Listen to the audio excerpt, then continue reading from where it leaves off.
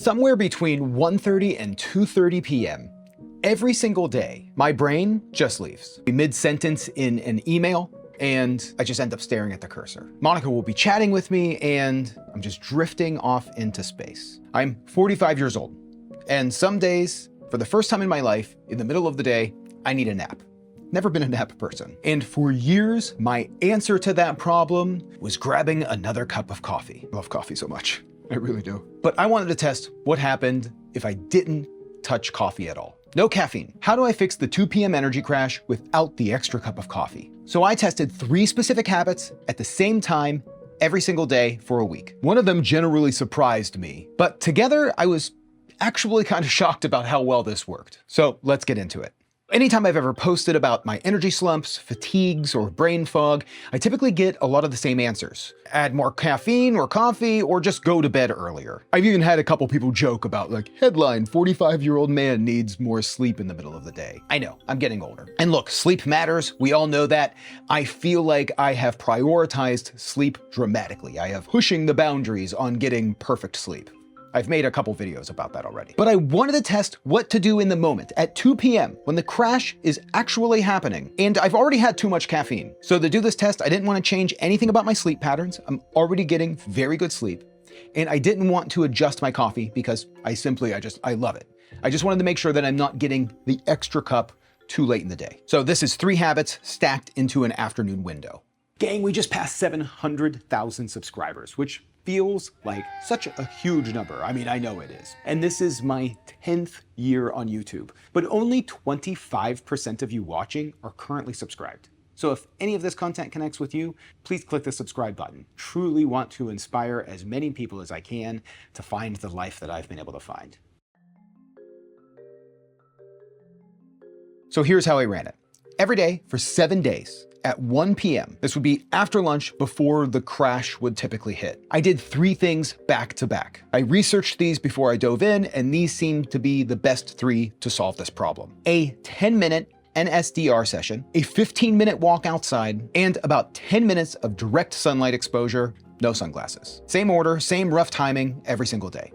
No variations in between. I tracked 2 things with this. My Whoop HRV data, which is kind of tough because I'm in the middle of marathon training, but I did want to see even if there was a little bit of a change. And I completed my own subjective energy log. And I did this around every 2 hours from 12 to 6 p.m. If I noticed a change, I would write it down. If things seemed to stay consistent, I would just keep the score throughout. I rated my energy from 1 to 10, no caffeine after 1 p.m., which was already kind of my normal cutoff. I used to do 3 p.m., but I realized that was kind of messing me up in the end of the day. So that change, being relatively new, I don't think really had any effect on this test because it's been a couple of months. So the first 2 days of the test were actually, I just did baseline, how I felt without changing anything. I just wanted to see when I was logging, what I was actually working against. And the crash was pretty hard on both of those days. And on both days, I really didn't recover until maybe around 4 to 6 p.m.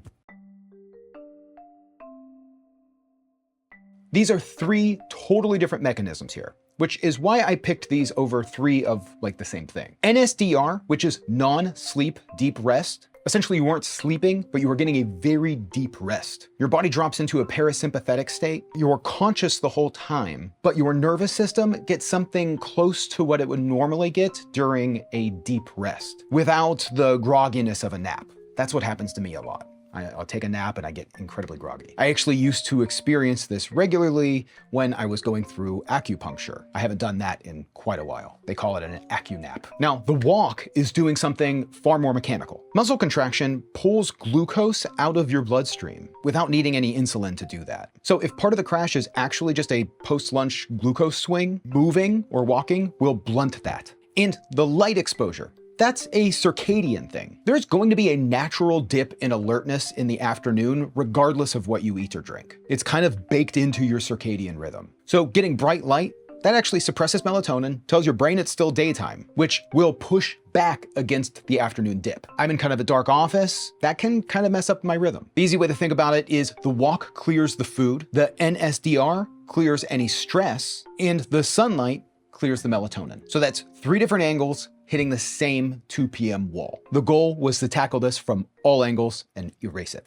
When I'm deep in marathon training, my nutrition gets weird. I'm burning way more than I think. I'm hungry at hours that really don't seem to make sense. And it's really easy to either undereat and bonk or overcorrect and undo the work that I'm putting in while I'm out on the road. It's a constant balancing act. And honestly, for a long time, I've just been guessing. And that's why I scheduled a call with Nourish, today's sponsor. Nourish does one-on-one virtual sessions with an actual registered dietitian, not just a nutritionist. These are credentialed professionals, and they specialize in stuff like weight management, performance, hormones, gut health, GLP-1 support, whatever your specific nutrition thing is. So you don't need to be marathon training. They work with people in many stages of life and in their diet. Sign up is quick. You check your coverage, take a short quiz, get matched with a dietitian, and book your first appointment in under 5 minutes. And here's the part that I really appreciate. With the Nourish Guarantee, your appointment will never cost more than the initial estimate. No surprise billing. 94% of patients pay $0 out of pocket. They can also order your blood work and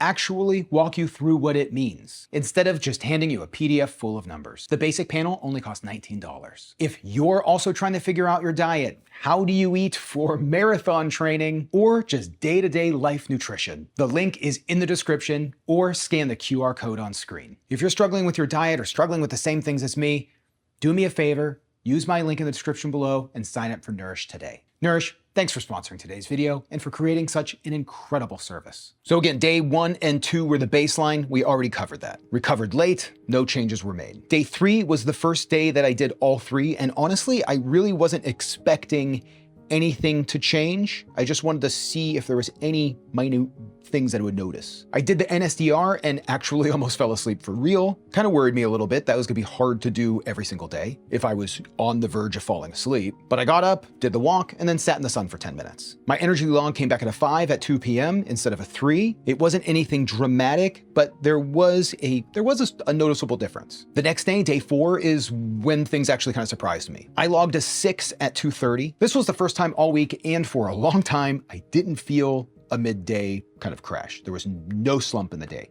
Tons of energy. Whoop recovery that morning was actually a little bit lower than normal, but that's also, I had a hard workout on Tuesday night, which could have affected my sleep and my recovery. That's the tough thing about looking at the recovery, the HRV scores. Day 5 was actually a harder day. I was filming all day. The filming actually ran much longer. Sometimes when I'm filming this, it goes into, 6, 7 p.m., which I don't really like to do. I try to keep my schedule with Monica's schedule, which is a normal 9 to 5 workday. I actually compressed the walk into about 8 minutes on the treadmill, and I completely skipped the outside time. My energy log on that day dropped back down to a 4 at its lowest, and kind of stayed consistent throughout the day to around 6 or 7, where it might have picked back up to around 10 and then just dropped back down again. So even though I did the NSDR and kind of got that relaxation in the middle of the day, skipping the walk and skipping the sun seemed to actually make a difference. It seems like the full stack is kind of needed to get the full level of energy throughout the day. Day 6 and 7, I was back at full swing, did the full routine. Both days I logged a 6. On 7, the fall off seemed to just not happen. I'm not gonna say that there wasn't a kind of slump in the middle of the day, but if there was, I felt like I was trying to find it. This is a tough test to do because it's so subjective, but I kind of felt like I wasn't having an afternoon slump. So after the week of the test, and then just, to be honest, a couple of days of just doing this after, I don't think this is a miracle fix. The crash never fully disappeared, but there was a noticeable difference across all of the days. And realistically, the whole stack takes about 35 minutes in the middle of the day, which you can actually combine the walk and the sun exposure at the same time if it's nice outside, which I've been trying to do more of, and that actually helps. But day 5 did kind of directly prove to me that if you cut part of it short, you're going to dramatically reduce the effect. I also really can't isolate which one of these habits was doing the most work. I ran them all together, which was my original intention. And it would have been nice maybe if I stacked them week by week, and it might be something I might do, just try one habit for 1 week. And just the other day, I didn't do the NSDR, but I did do the walk and the sun exposure. I lost some of the effect, but I still felt kind of better in the middle of the day. I think a walk makes a big difference. So if I were to guess, my best guess is the walk outside is carrying the most weight for reducing the 2 p.m. slump, but 3 things I actually noticed. The crash wasn't gone. There was just much less of it, like enough to where my gut reaction wasn't jumping for another cup of coffee. But the difference between having a 6 level of energy to having a 2 or 3 level of energy is noticeable. And if you spend the 25 minutes, I felt like I was getting 25 minutes worth of focus back. So there did seem to be a handoff there. I was kind of getting more work done. I've been working on a few other like little projects, and it seemed during this test this week, I was actually pretty productive. I wish I would have ranked my productivity. My Whoop recovery scores did actually seem to trend a little bit better, which was honestly unexpected because I didn't think it would affect my overall recovery much, considering the amount of effort I'm putting in during the day. The biggest shift wasn't the number or the energy log, it was really seeing the fog lifting faster, which was really great. That was something I felt a little bit more alive. In the kindest term, I was a little less useless at 2 p.m. So am I going to do this every single day for the rest of my life? No, that's a lot. It does feel like a lot. I think realistically, some days the schedule just doesn't allow it.